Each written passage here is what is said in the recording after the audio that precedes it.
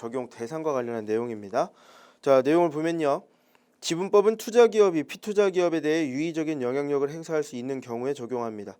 자, 유의적인 영향력이란 투자기업이 피투자기업의 재무 정책과 영업 정책에 관한 의사결정에 참여할 수 있는 능력을 말하고요.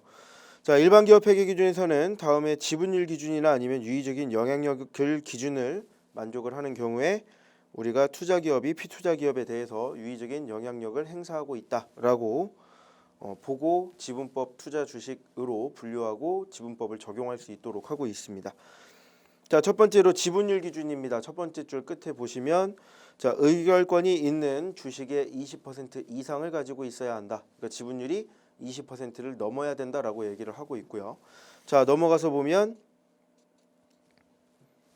자, 여기 지분율 기준에서 자, 네모칸 안에 내용들이 들어와 있는데 자, 지분율과 관련한 내용 살펴보도록 하겠습니다.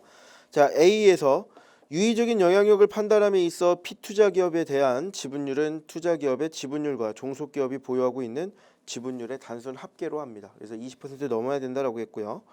자, 그다음 피투자기업의 의사결정에 영향력을 행사할 수 없는 의결권 없는 주식이나 전환증권 같은 경우는 피투자기업에 대한 투자기업의 지분율 계산에 포함하지 않는 것을 원칙으로 한다.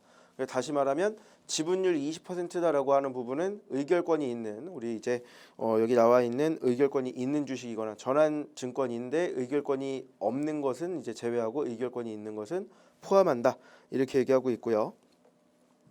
자, 다만 투자기업이 주식의 전환권이나 신주 인수권을 행사할 수 있고 주식 전환권이나 신주 인수권 등의 행사 시에 기대되는 효익이 비용을 초과하는 경우, 자, 비용과 효익과 두 가지를 비교했는데 효익이 비용을 초과한다. 그러면 우리가 그 효익을 얻기 위해서 그 행위를 하겠죠. 여기 나와 있는 신주 인수권을 행사하거나 아니면 주식 전환권이라는 걸 행사할 겁니다. 주식 전환권이라는 거는 사채 형식으로 발급된 금융 상품에 대해서 주식으로 바꾸는 걸 주식 전환이라고 하고요. 또 신주 인수권이라고 하는 거는 권리를 갖고 있는 건데 새로 발행하는 주식을 인수할 수 있는 권리를 말합니다. 그래서 어쨌든 이 주식들을 받아오면 투자기업 입장에서는 주식 숫자가 늘어나면서 지분율이 높아지는 거기 때문에 자, 이런 것들을 만약에 효익이 비용을 초과하게 되면 그리고 주식 전환권이나 신주 인수권의 행사를 합리적으로 기대할 수 있는 경우, 그러니까 주식을 전환해서 주식으로 바꾸겠다라는 거고 신주 인수권을 발동해서 주식을 새로 받아오겠다는 거죠. 자, 이런 경우에는 당해 전환 증권은 유의적인 영향력을 판단하기 위한 지분율 계산에 포함한다. 왜냐하면 주식으로 바꿔올 거기 때문에 이것도 주식이 발행됐다고 가정하고 20%가 넘는지 보겠다라는 겁니다. 다음, 주주총회에서 우선적인 배당을 받지 않는다는 결의가 있어라고 했는데 우선적인 배당을 받지 않는다라는 말은 보통주라는 소리죠.